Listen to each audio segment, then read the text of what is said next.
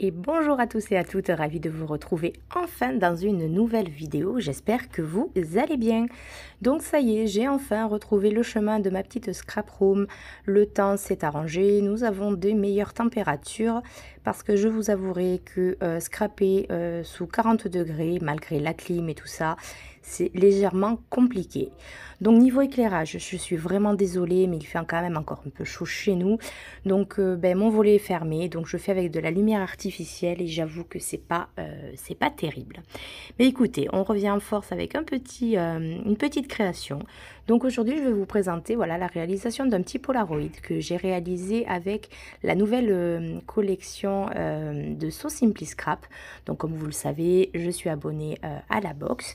Donc là, je vous ai montré un petit peu les grandes planches de tampons. Vous avez également des planches en format A6 disponible, mais moi j'ai vraiment les 4 planches de tampons et réellement je trouve que avec ces planches là on arrive déjà à faire beaucoup de créations. Donc n'hésitez pas à remettre le début de la vidéo si vous voulez les voir d'un peu plus près. Donc je suis partie sur un Polaroid parce que je fais partie du groupe Facebook Pola Addict et donc c'est Christelle qui met tous les mois un petit challenge sur le groupe. Et donc ce mois-ci, le thème du Pola, c'était utiliser donc 2 nuances de bleu et faire un fond ton sur ton en gris.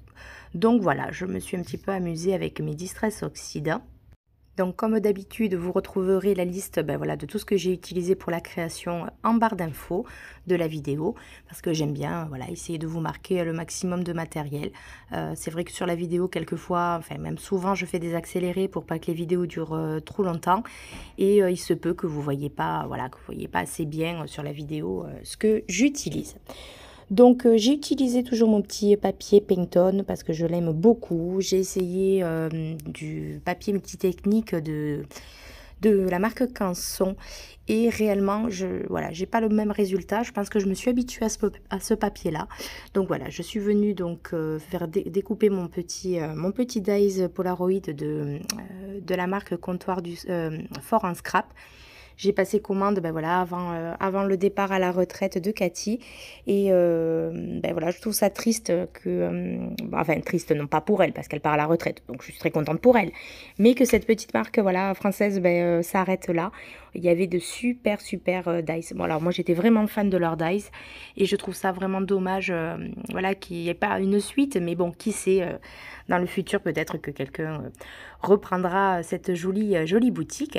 Donc, je suis venue donc découper mon papier dans mon Pantone. Et ensuite, sur des chutes, je suis venue tamponner. Alors, ce super Monsieur Loutre, que je trouvais trop mignon avec son petit poisson. Et il fait un petit clin d'œil. Et je suis venue, donc du coup, avec mes 2 Distress Oxide, faire ma petite colo. Très simplement, avec mon réservoir d'eau. Voilà, je me suis vraiment pas pris la tête. J'avais vraiment envie de faire une colo simple. De toute façon, moi, les dégradés, j'ai encore un peu de mal. Et encore plus avec les Distress.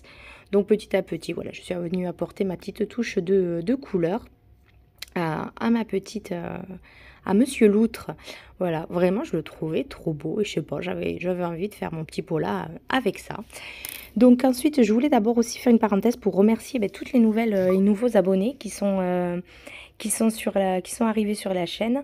Waouh, merci beaucoup, ça me fait vraiment plaisir. On est de plus en plus nombreux et c'est vraiment très touchant de voir que vous me suivez, même s'il y a eu une petite parenthèse là de 2 semaines sans vidéo, parce que je suis vraiment désolée, mais la chaleur m'a achevée. Et puis l'été, c'est vrai que voilà, on profite quand même aussi des vacances de ma fille. On profite un petit peu de sortir quand il fait pas trop chaud. Donc et comme je vous ai dit, la chaleur impossible dans cette pièce. Pourtant j'ai la clim, mais il faisait vraiment trop chaud. Mon aquarelle séchée, c'était une catastrophe au niveau auréole. Enfin voilà, insoutenable. Donc voilà, je reviens un petit peu avec quelques vidéos cet été.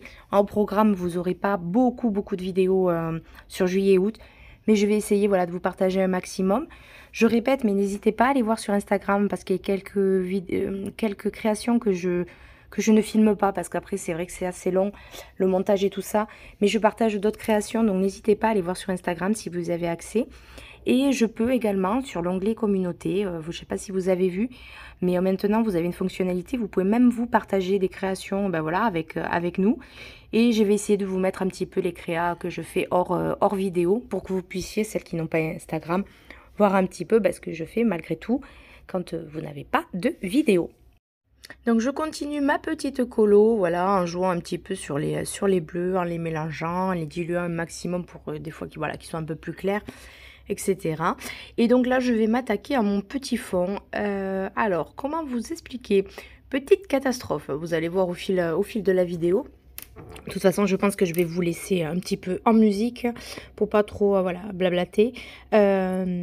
Écoutez, j'ai essayé voilà, de faire un joli fond, sauf que mes Distress Oxide en gris, bah, elles rendent pas gris, donc ça doit pas être bien du gris. Enfin, je sais pas comment vous expliquer, mais il y en a une qui ressort un peu jaune, une qui ressort un peu bleu. Bon voilà, je me suis amusée quand même avec un petit tampon, j'ai de l'encre Memento grise. J'ai essayé voilà, de faire des tampons de fond. Bon voilà, bon le rendu au final avec voilà toute la superposition après je fais derrière ça va hein. Mais voilà, bon je suis pas hyper fan de mon fond, mais je trouve que dans l'ensemble ça passe avec voilà, une fois que la création est faite. Je trouve que c'est pas trop mal. Donc écoutez, je vais vous laisser en musique là et puis je reviens vous faire un petit blabla vers la fin de la vidéo.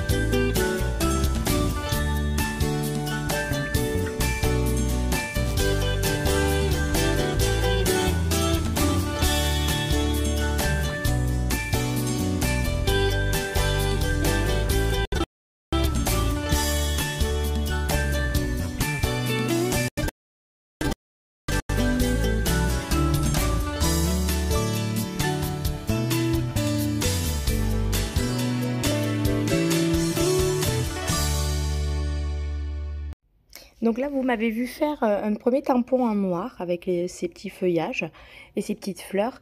Et ensuite, je suis revenue par-dessus, donc avec de la mousse 3D, mettre voilà, ma petite découpe que j'ai colorisée. Donc cette technique, c'est Marlène de la chaîne Marlène Art qui l'utilise souvent quand vous avez des petits tampons comme ça que vous n'avez pas envie de découper, qui sont très fins, pour vous éviter des découpes monstrueuses, surtout quand vous n'avez pas de machine. Donc voilà, vous tamponnez une première fois votre motif sur le papier et ensuite vous venez par-dessus coller. Alors là j'ai mis de la mousse 3D, mais vous pouvez le coller directement, voilà, et ça vous évite des détourages assez complexes. Donc voilà, donc je viens me battre un petit peu avec ma mousse 3D et positionner un petit peu mes éléments Donc vous allez voir avec cette petite pagaie là que vous voyez sur à gauche, je vais, mais alors au moins une dizaine de fois, parce que je ne vous ai pas tout filmé, essayer de la placer sur ma création. J'avais envie de la mettre. J'ai tout essayé et puis au final, bah, vous verrez, elle n'y est pas. Mais voilà, ça m'arrive quelquefois de faire des découpes et puis de me dire que non, voilà, j'essaye.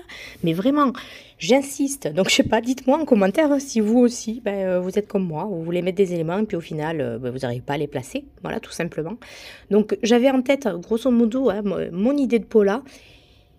Arrivé devant la feuille, ça m'arrive, ben voilà, c'est pas du tout ce que j'avais en tête, mais vraiment le rendu final, je suis très très contente de mon petit Paula, malgré les petits couacs que j'ai eu. Vous verrez, j'ai de l'encre noire qui va se mettre sur ma bordure parce que je fais n'importe quoi, évidemment. J'ai pas mon Sharpie, mais mon Posca blanc qui va me faire, voilà, comme d'habitude, une tâche monstrueuse. Je sais pas pourquoi. Des fois il fonctionne, des fois il fonctionne pas, ou voire trop. Donc voilà, ça va être un petit peu la vidéo, mais voilà, je voulais aussi vous montrer que je galère vraiment des fois à disposer mes éléments et à arriver à avoir quelque chose d'assez harmonieux. Voilà, là, je sais pas si vous avez vu, j'ai touché, je sais pas si c'est l'effet de ma distress avec la Memento, l'encre Memento qui a réagi. Je me retrouve avec des taches jaunes.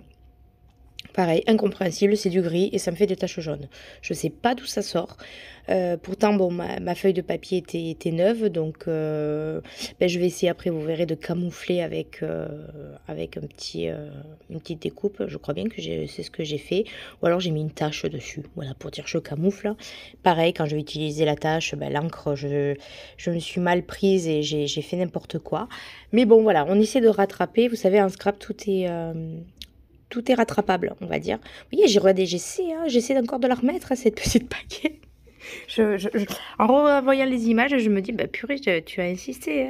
Et j'ai quand même essayé, même à la fin, quand ma craie était finie, d'essayer de la remettre. Ça, vous l'aurez pas sur la vidéo, mais je me suis dit, bon, finalement, on abandonne et elle sera, voilà, ça sera pour une autre création.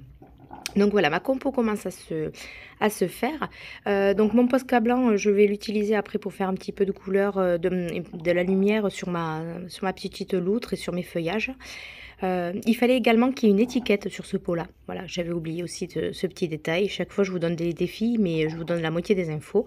Donc, il fallait également une petite étiquette que j'ai mise là. Et franchement, celle de cette nouvelle collection de So Simply Scrap, réellement, j'ai mangé le nom. Je suis désolée, je vous mettrai vraiment tout en barre d'infos.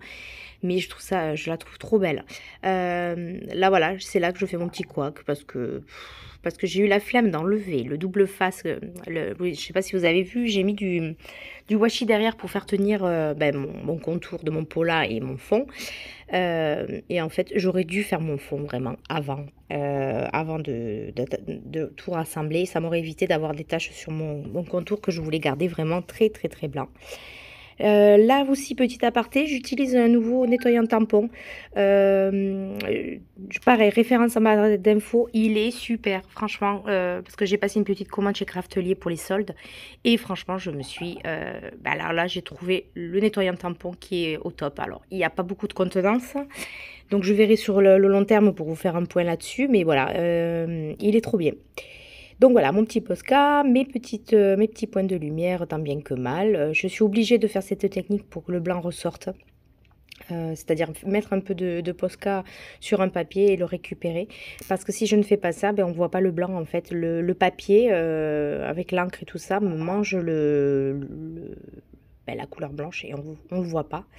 Et je pense que c'est pour ça qu'après, j'ai fait ma petite bêtise. Donc j'hésite pas à prendre mon stylo noir et à faire le petit nez de ma loutre, le petit œil. Hors caméra aussi, j'ai repassé un petit peu mes feuillages noirs qui n'étaient pas très bien tamponnés à certains endroits. Pourtant, vous voyez, je travaille sur un tapis mousse. Donc j'hésite pas à reprendre un petit peu. Et là, voilà, je vais faire mes petits points. Et puis voilà, au milieu, j'ai fait ma grosse bêtise. Donc, n'hésitez pas à prendre un petit morceau de feuille de papier sopalin et venir enlever si vraiment... moi, là, elle était trop grosse, donc je suis venue un peu l'atténuer. Après, le Posca en séchant, vous allez voir, il craquelle au-dessus. Donc, Cette technique, pour des petits points, je trouve que c'est joli. Pour des gros points, n'hésitez pas à essayer de prendre des nouveaux, pour faire des drops. Je trouve que ça rend mieux. Bon, après, j'avais que ça sous la main. Franchement, j'avais pas envie de me poser, de récupérer, d'aller chercher mes nouveaux, etc. Donc voilà, je l'ai fait avec mon petit Posca. Et bon, après, réellement, ça rend bien. Vous voyez, là, j'essaie de récupérer un petit peu les taches noires que j'ai mis par-ci, par-là en faisant mon fond. Voilà, bah, écoutez, on arrive bientôt à la fin, même on est à la fin de la vidéo. Donc je vous montre également que à l'arrière, j'ai mis un petit bout de papier blanc uni, hein, pour assembler tout ça. J'ai recollé tout simplement à l'arrière. Voilà, un petit morceau alors c'est du papier d'action, d'aquarelle qui traînait, une chute. Et donc voilà, bah, écoutez, je suis assez fière du résultat. Vraiment, le fond lui-même était pas beau, mais avec tous les éléments, bah, je trouve que le pot là est beau. Bah, n'hésitez pas à me dire ce que vous en avez pensé. Et puis je vous dis à très vite pour une prochaine vidéo. Ciao, ciao!